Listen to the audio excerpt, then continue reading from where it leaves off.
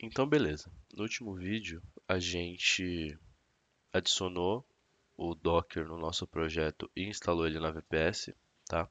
E aqui nesse vídeo eu vou explicar a esteira, o que que eu alterei e como que ela funciona, beleza?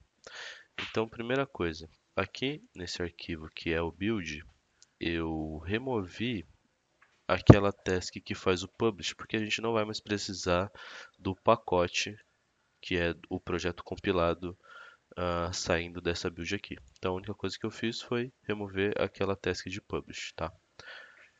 A build agora, a, a responsabilidade dela vai ser apenas ver se o projeto está compilando e está funcionando, tá?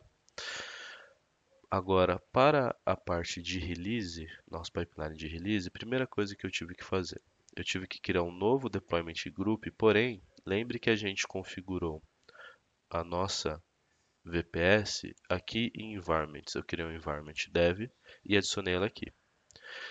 Para utilizar ela na release, a gente precisa criar um deployment group.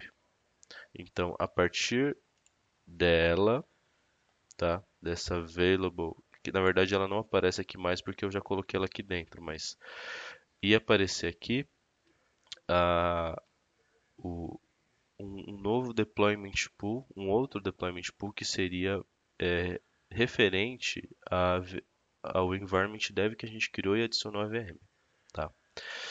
Então eu criei um group dev e linkei aqui o, o environment pool. E por isso que ele está aparecendo a VM aqui nesse deployment group dev, tá? Segunda coisa, eu fui e criei a release, tá? Eu vou explicar aqui como que ela funciona e eu já adicionei os dois ambientes aqui. Primeira coisa, eu, eu mantive aqui a minha build como artefato, mas para quando a build finalizar, eu inicio um novo deploy. Então, como que isso funciona? Nesse raiozinho aqui, nesse Continuous Deployment Trigger, eu coloco que eu habilito ele e toda vez que a minha build finalizar com sucesso, cria uma nova release, beleza? Um outro artefato que eu adicionei foi o meu próprio repositório. Por quê? Porque o meu arquivo de Dockerfile está dentro do repositório. Então, eu vou baixar o meu repositório no ambiente de dev quando eu for fazer o deploy de uma nova imagem Docker lá dentro da minha VM. Beleza? Aí vamos entrar nos estágios e ver aqui como que ele funciona. Então, no estágio de dev, eu faço esse Docker Prune, tá? Esse Docker Prune, qual que é a função dele? Ele apaga todos os arquivos que não estão sendo utilizados, todas as imagens Docker, todos os containers que estão parados, tudo. Ele apaga tudo. Então, esse Docker System Prune, ele faz essa limpeza no Docker para a gente evitar de toda vez que a gente fizer o build de uma nova imagem, a gente ficar aumentando a quantidade de memória utilizada pelo Docker. Então, com esse System Prune do Docker, a gente remove todos esses objetos do Docker que a gente não precisa mais, que eles não estão sendo utilizados, tá? E lembrando que ele só remove o que não está sendo utilizado. Depois eu faço um Docker build usando uma task do Docker, tá? Eu vou mostrar já já para você esses parâmetros. Aqui eu apontei para o Dockerfile que está dentro do meu repositório, então basicamente eu vim nesses três pontos, apareceu os meus artefatos. Então eu tenho a build, que eu não tenho mais nada, e eu tenho o meu repositório. Eu abri o meu repositório, entrei aqui no MyMVCapp e cliquei no meu Dockerfile. Como ele já está, ele não vai liberar aqui o OK. Tá, mas se eu clicar em outro arquivo, ele libera. No caso, a gente vai apontar para o Dockerfile mesmo. O build context é aquilo que eu falei. A gente precisa fazer o build da imagem Docker a partir da pasta onde tem o meu arquivo .sln. Então, beleza. Eu apontei para essa pasta, dei um OK e está tudo certo. As tags, eu estou utilizando uma variável que tem em toda release, que é o release ID. Toda release vai ter um ID único. E isso é interessante quando a gente for precisar, por exemplo, no futuro, né? Não nesse pipeline, mas no futuro, se a gente precisar voltar uma versão. Se a gente fez o deploy de uma nova versão e não está funcionando, a gente volta à versão anterior. E a gente tem o histórico disso, tá?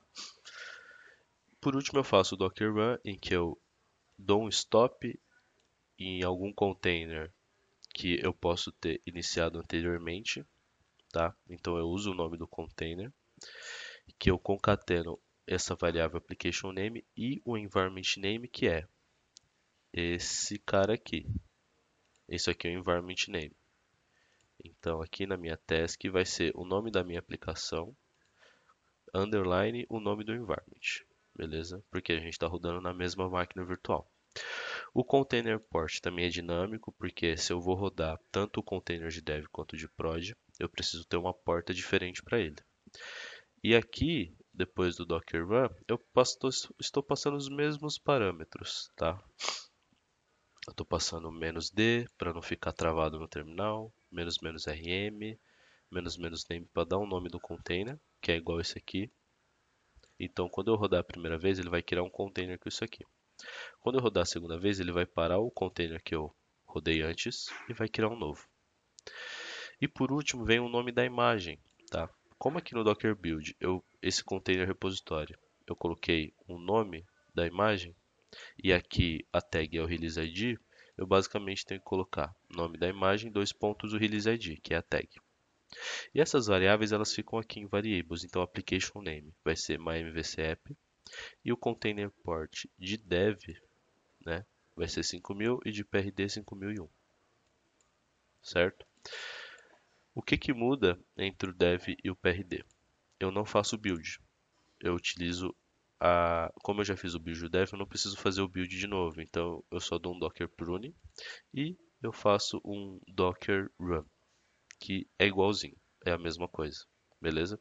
O que vai mudar é a variável de ambiente container port, que é uma para dev e uma para PRD, beleza? E como que fica o log disso aqui? Se eu for em releases, eu já vou ter alguns testes aqui que eu fiz, e esse aqui é um que eu rodei com sucesso. Então, se a gente for ver os logs de dev, a gente vai ver aqui, ó, ele até mostra aqui AVM, AVPS. Então, eu tive o Docker Prune. Na verdade, antes disso, ele fez o download do meu repositório. Ele fez o Docker Prune aqui, ó. Tá vendo que ele está deletando algumas coisas. E ele liberou aqui 19 MB de espaço. Aqui eu fiz o build da imagem. Então, esse aqui é o comando de Docker Build. O build acontece igualzinho acontece aqui quando a gente faz local, com o adicional de que o Azure DevOps ele adiciona alguns outros passos a mais aqui. Ele adiciona umas labels na imagem, beleza? A próxima task é o Docker Run, em que eu faço um Docker Run. Na verdade, a primeira coisa, ele para o container com esse nome, então por isso que aparece o nome aqui no output, e ele roda um novo container. Lembrando que quando você roda um novo container, o que você recebe de output do comando é o ID do container. Por isso que ele aparece aqui. Beleza? E aí, a gente quer ver o ambiente de PRD. Para você ver a diferença, você vai ver que aqui nele, ele fez só o Docker Prune para liberar espaço e o Docker Run. E aí você vê que ele já mudou o nome aqui, mymvcf_prd, que é o nome desse container. Beleza? E a versão da imagem é a mesma. Se a gente for ver aqui no servidor, eu já estou logado nele aqui, se eu der um docker ps, a gente vai ver os dois containers funcionando. Um na porta 5000, que é o de dev, e outro na porta 5001, que é o de PRD. Tá? Então, se eu quiser ver se ele está funcionando, eu posso fazer um wget http localhost 2.5000. Vamos ver o que acontece. Ele acessou e baixou um arquivo index.html. Se eu fizer no 5001, mesma coisa. Beleza, baixou, acessou. Então, a aplicação está funcionando. Se eu der um cat no index.html, a gente vai ver todo o HTML da página inicial, tá? Dá pra gente ver o header aqui, a gente consegue ver aqui o body, tem o footer aqui, tem essa div, que tem aqui ó, o texto Building Web Apps with ASP.NET Core. Então, ele conseguiu acessar a nossa aplicação no localhost na porta de dev e na porta de produção. Beleza? Acredito que a parte de deploy é isso. O próximo vídeo vai ser o último, em que eu vou explicar como configurar um DNS e o certificado para a gente acessar o nosso servidor de fora, certo? Utilizando um DNS com o certificado para requisição HTTPS. Beleza? Então, até o próximo vídeo.